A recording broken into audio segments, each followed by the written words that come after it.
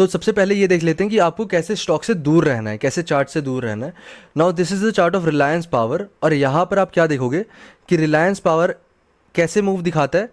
यहाँ से फॉल दिखाएगा, एक इतना बड़ा फॉल दिखाएगा, अगेन उतना ही बड़ा अप मूव दिखाएगा, अगेन एक ऐसा फॉल दिखाएगा, up move. Now these kind of setups are called as choppy setups, है ना। ये बहुत चॉपी है, यहाँ पर कोई एक डायरेक्शनल मूव नहीं आ रहा है, एक तरफा मूव नहीं आ रहा है, एक रेंज में ऐसे ऐसे ऐसे ऐसे स्टॉक ऐसे मूव करे जा रहा है ना। तो ऐसे सेटअप से आपको दूर रहना है ना।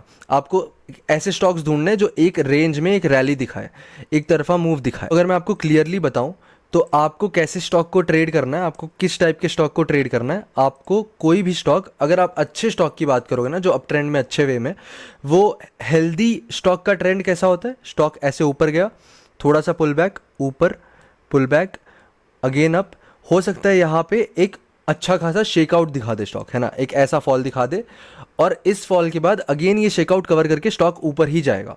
तो these kind of setups are the setups which you are going to trade, which you should be trading. Now the setups which you should be avoiding are the setups which move like this, the stocks which move like this, है ना, एक up move, again a down move. एक ऐसे choppy setup को trade करने में मज़ा नहीं है जितना ऐसे काइंड ऑफ सेटअप को ट्रेड करने में, है ना। अब देखो, अब एग्जाम्पल के तौर पे अगर मैं आपको बताऊं तो कोई भी बड़ा स्टॉक ले लेते हैं। चलो HDFC बैंक का एग्जाम्पल ले लेते हैं। Now this is the chart of HDFC bank on daily time frame. अब यहाँ पर ये चार्ट अगर आप देखोगे तो ऐसे ही आपको यहाँ पर दिख रहा है कि यहाँ पर कहीं भी ट्रेड नहीं बना है अपना, यहाँ पर कोई भी ऐसा ब्रेकआउट नहीं आया है जहाँ पर आप एंट्री कर पाओ, है ना।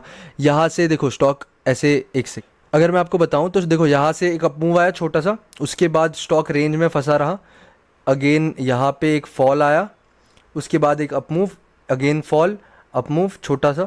तो ये एक साइडवेज काइंड ऑफ ट्रेंड है, और इसको आप चॉपी ट्रेंड बोलोगे, चॉपी सेटअप बोलोगे। यहाँ पर आप ट्रेड नहीं करोगे, है ना। These kind of setups are which you should be avoiding. एक क्लियर अप मूव और एक क्लियर ट्रेंड आना चाहिए स्टॉक में, और ज़रूरी नहीं है, देखो मैं अगर आपको बताऊं तो आप बोलोगे कि कैसे पकड़े हैं क्लियर ट्रेंड को, है ना। आपको वेट करना है, स्टॉक एक अप ट्रेंड शो करेगा, उसके बाद एक बेस बनाएगा, है ना। आपको उस बेस के बाद अगर ये पीछे वाला ट्रेंड अगर ऐसा रहा है तो इसके ऊपर अब आपको नज़र रखना है ना। अब जैसे ही इस बेस का ब्रेकआउट आता है, तो जैसे ही स्टॉक इसके ऊपर निकलता है, अब आपको एंट्री करनी है, राइट। तो ये वाले सेटअप्स ऐसे आप कैप्चर करोगे, और जब अगर पहला क्लियर मूव रहा है ना स्टॉक का, इट इज़ मोर लाइकली कि अगला भी मूव ऐसा ही क्लीन हो, है ना। तो आपको ऐसे स्टॉक्स फाइंड करने हैं, ऐसे स्टॉक्स को ट्रेड करने हैं। Now this is the chart of KPI green on daily time frame. अब यहाँ पर आप देखो कि स्टॉक एक ब्रेकआउट देता है, इस ट्रेंड लाइन का रेजिस्टेंस ले रहा था स्टॉक, और जैसे ही इसका ब्रेकआउट आया, है ना, उसके बाद स्टॉक एक वन साइडेड रैली दिखाया है।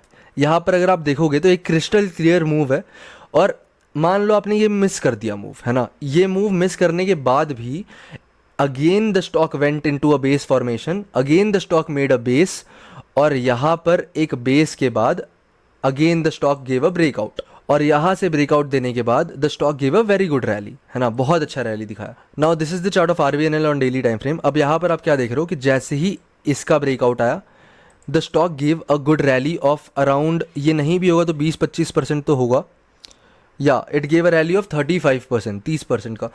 यहाँ पर ब्रेकआउट के बाद पुल बैक दिखाया, और अगेन एक बेस फॉर्मेशन में गया, और जैसे ही इस बेस का ब्रेकआउट आया,